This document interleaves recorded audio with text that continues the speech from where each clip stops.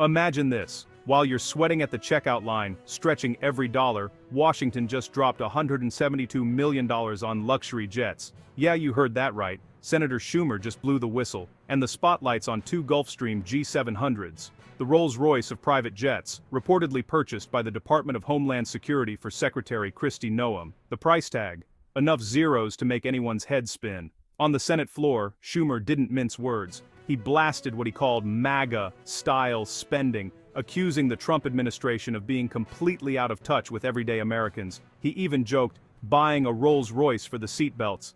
Ouch. Republicans like to talk about eliminating waste, fraud, and abuse. Well, they can start by looking at Secretary Kristi Noem's expense report. This weekend, the New York Times reported that the Department of Homeland Security has purchased not one but two private jets, luxury jets, for Kristi Noem to the tune of $172 million in taxpayer dollars. The administration says these are G700 aircraft.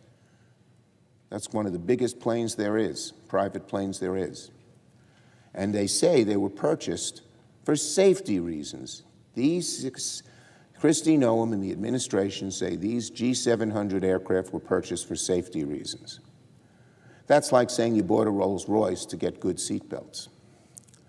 This just shows you how much contempt this administration has for people struggling to make ends meet. Let's be very clear. At a time that Americans are paying more for groceries, falling behind on car payments, seeing their electricity rates go up and up and up, Secretary Noem thinks it's a good use of taxpayer dollars to buy two jets known for having, quote, the most spacious cabin in the industry.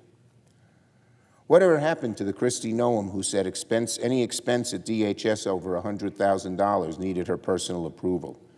Apparently, she wanted more legroom for flying. This would all be perhaps a little more amusing if it wasn't so insulting to the American people. Because while Donald Trump's cabinet secretaries get their private jets, the American people are getting higher health care premiums, higher grocery costs, a worsening job market.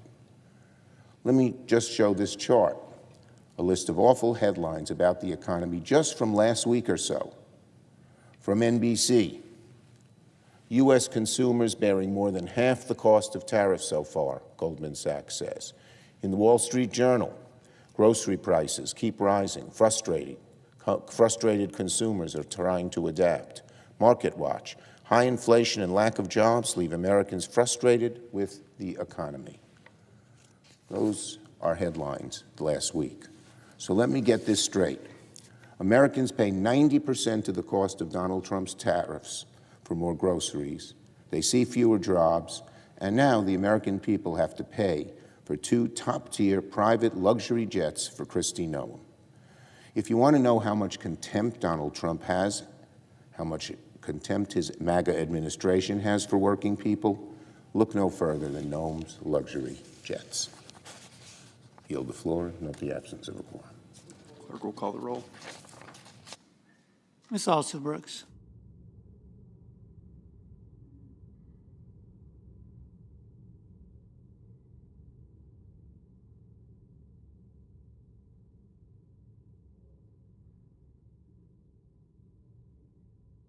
Senator Schumer drove the point home. Families are struggling with soaring grocery bills, shrinking paychecks, and skyrocketing costs. And this is when the administration decides to splurge on two top-of-the-line jets. The timing, he said, couldn't be more tone-deaf.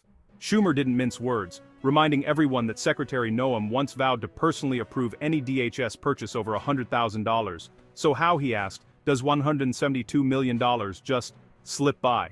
With a touch of sarcasm, he added, maybe she just wanted more leg room, before blasting the entire deal as flat-out insulting to taxpayers. Schumer tied it all together with a reality check, citing reports from NBC, The Wall Street Journal, even Goldman Sachs, all warning about inflation and job losses. His message was clear: while Americans are grinding just to stay afloat, their tax dollars are literally funding luxury flights for the powerful. Now here's the twist.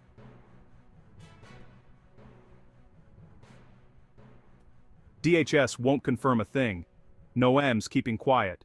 The official line: it's all about aviation security, not luxury. But critics are calling it what it looks like: government waste. Supporters, meanwhile, argue top officials need safe, reliable travel, even if it comes with a first-class price tag.